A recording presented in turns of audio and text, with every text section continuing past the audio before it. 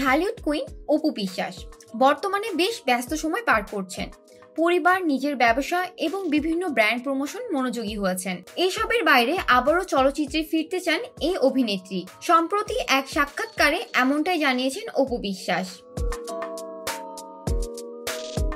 দেশীয় গণমাধ্যমকে দেওয়া এক সাক্ষাৎকারে অপু বলেন, বড় একটা কাজের পরিকল্পনা আছে, জানি না কতটা সফল হবে, এখনই সেটা শেয়ার করতে চাই না, কারণ পরে যদি দেখা যায় কাজটাই হলো না, আমি তো বেশিরভাগ সময় আনলাকি হয়ে যাই।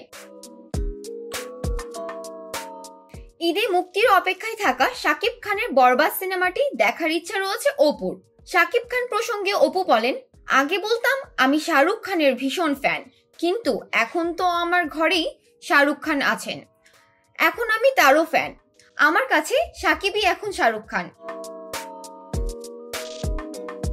বরবাদ সিনেমাটি প্রসঙ্গে অপু বিশ্বাস জানান, ইচ্ছা আছে সিনেমাটি দেখার, ট্রেলারটা দেখেছি, দুর্দান্ত লেগেছে। দেখার পর আমি ফেসবুক পেজে প্রথম ট্রেলার শেয়ার করেছি। এদিকে শোরুম উদ্বোধন কমিয়ে দিয়েছেন বলেও জানান ঢাকাই সিনেমার এক সময়ের জনপ্রিয় এই নায়িকা, তবে পরিকল্পনা করছেন পর্দায় ফেরার। বলেন, শোরুম উদ্বোধন একদম কমিয়ে দিয়েছি, সামনে একটি বড় প্ল্যান আছে।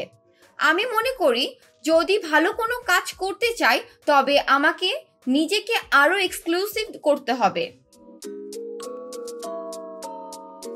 জান্নাতুল ফেরদৌস, শোবিজ 24, ঢাকা।